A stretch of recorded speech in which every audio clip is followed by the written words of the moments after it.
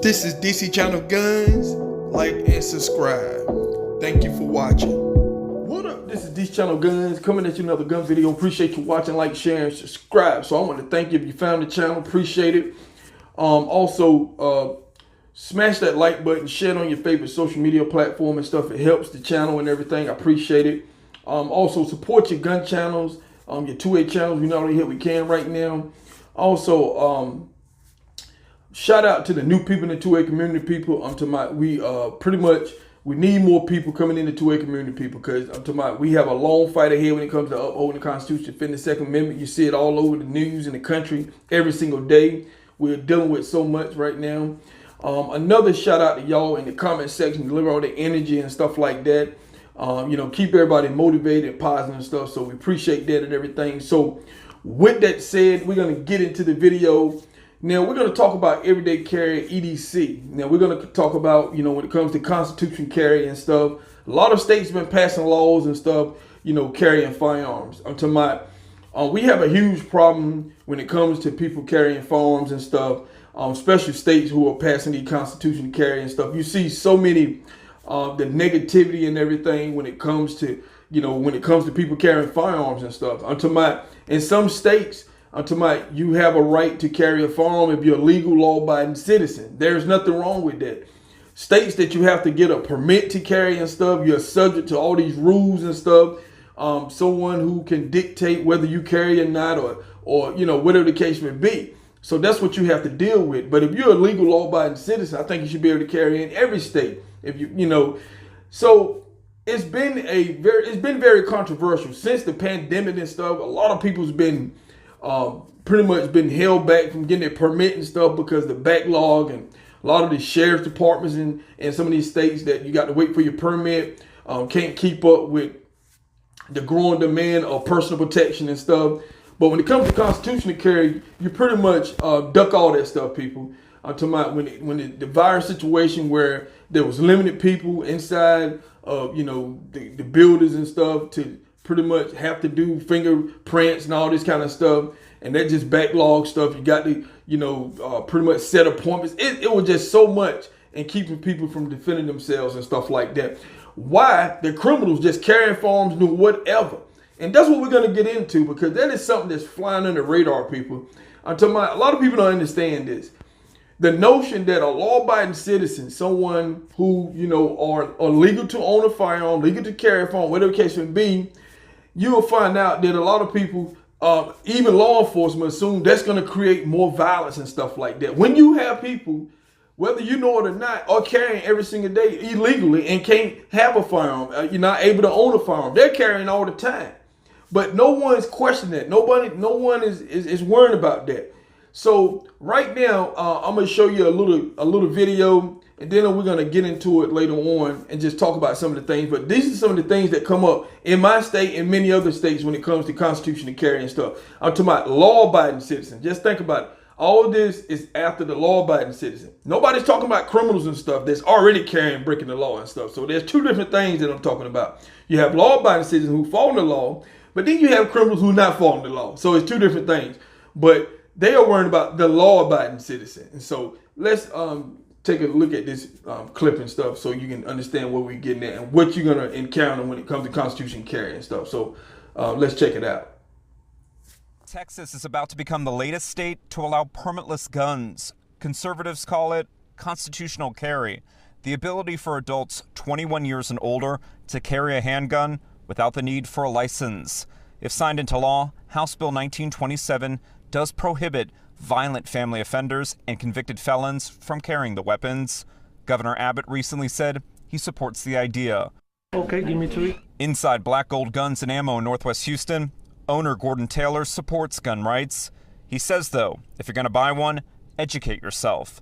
Opponents like Houston mom Liz Hanks, who fought against the measure, fear it will result in more gun violence. I think that the criminals are going to think twice about who they're jacking up at the time, because they never know if you're going to have a gun or if you're going to step in, be the good Samaritan, and take care of other people. So I think the long-term effect, I think it's going to stop a bunch of violence. The trend is up.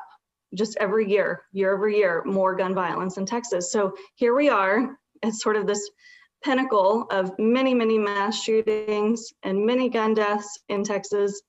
And now we're going to loosen our gun laws even more. So yes, we can all expect that that this law will result in more gun deaths. Now, you watched the video and stuff. I just wanted you to see all points and stuff when it comes to this. Now, there was a exit poll. Now, the question is, should adults be allowed to carry handguns in public without a license or permit question? Now, as you can look at all the categories, yes said 34, no said 59, no opinion 6%. Democrats 10% said yes, no 85%, no opinion 4%. Republicans 56% said yes, no said 39%, no opinion 5%. Independents 30% said yes, 54% said no, 17% said no opinion. So the reason why I bring this up is because every argument I see when it comes to people carrying handguns, now every constitutional state said if you're 21 years of age, you're a law-abiding citizen, you're able to own, obtain, have a firearm, you should be able to carry it. I think you should be able to carry it. That is my opinion. Everybody might think different. Now, you hear the arguments. You hear that, gun crime is already up. Gun crime is up in some of your major cities and stuff because of what? The criminals and stuff. People that shouldn't have possession of firearms and stuff like that. Now, they said, you should get educated and stuff. Most people who's buying firearms are looking at some type of information and stuff, or educating themselves and stuff like that. But at the end of the day, I'm talking about you having criminals, they're not educating themselves. They're out, creating all this violence and stuff like that. So every time I see a state who's about to pass constitutional carry, it seems like it's leaning towards the law-abiding citizen. No one is already talking about the criminals who's already out there doing that, who are pushing up the numbers. Look at this, a lot of your states and stuff. So, for someone to go buy a firearm, to go through the paperwork, do all this kind of stuff, follow the laws and everything, they're not going to go out and do crazy stuff when it comes to carrying.